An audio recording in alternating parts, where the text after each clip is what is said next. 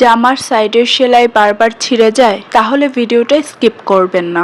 আজকে দেখাবো একটা ছোট্ট টেকনিক যেটা ব্যবহার করলে সেলাই অনেক বেশি মজবুত থাকবে। দেখুন, আমি টান দিয়েও দেখাচ্ছি, তারপরেও সেলাই একদম ঠিকঠাক আছে। একবার ট্রাই করে দেখুন, পার্থক্য আপনি নিজেই বুঝতে পারবেন। তো হ্যালো বিউটিফুল পিপল, আসসালামু আলাইকুম। আশা করি সবাই অনেক ভালো আছেন। যারা আমার ভিডিওটি ফেসবুক পেজ থেকে দেখছেন তারা অবশ্যই একটি লাইক ও সুন্দর একটি কমেন্ট করে জানিয়ে দিন কেমন লাগলো। আর যারা ইউটিউব থেকে দেখছেন তারা অবশ্যই চ্যানেলটি সাবস্ক্রাইব করে পাশে থাকা বেল আইকনটি অন করে রাখবেন, যাতে নতুন নতুন ভিডিও সবার আগে আপনি দেখতে পারেন। তো দেরি না করে চলুন মূল ভিডিও শুরু করা যাক। প্রথমে পেস্টিংটা কাপড়ের সঙ্গে ভালোভাবে অ্যাটাচ করে নিয়েছি। পেস্টিং ব্যবহার করার কারণ হলো কাপড়টা যেন শক্তভাবে সেট থাকে এবং সেলাইয়ের পর সুন্দর ও পরিষ্কার একটি ফিনিশিং আসে। এরপর পেস্টিংটা একটা লম্বা প্যানেলের মতো শেপ তৈরি হয়েছে। তারপর আমি যেখানে সেলাই করব সেই জায়গাটা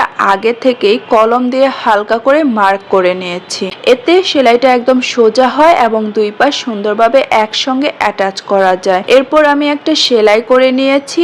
এটা মুখে বলে বোঝানোর চেয়ে ভিডিওটি দেখলে অনেক বেশি ক্লিয়ার করে বুঝতে পারবেন, তাই ভিডিওটা শেষ পর্যন্ত দেখুন।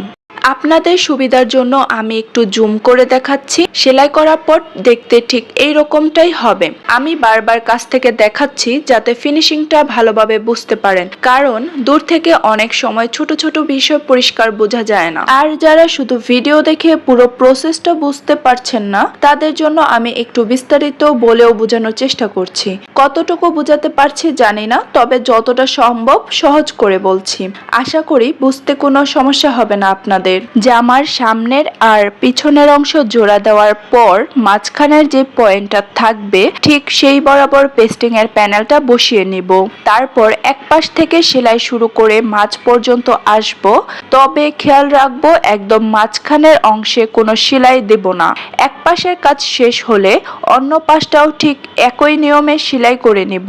এখানেও মাঝখানের অংশটা খোলা রাখবো, সেখানে কোনো সেলাই দেব না। যেহেতু আপনি ভিডিওটি আমার সাথে এই পর্যন্ত এসেছেন, তাই আপনার কাছে আমার একটি স্পেশাল রিকোয়েস্ট, সেটা হচ্ছে একটি গঠনমূলক কমেন্ট করে অবশ্যই জানাতে ভুলবেন না কেমন লেগেছে আপনার কাছে এই ভিডিওটি।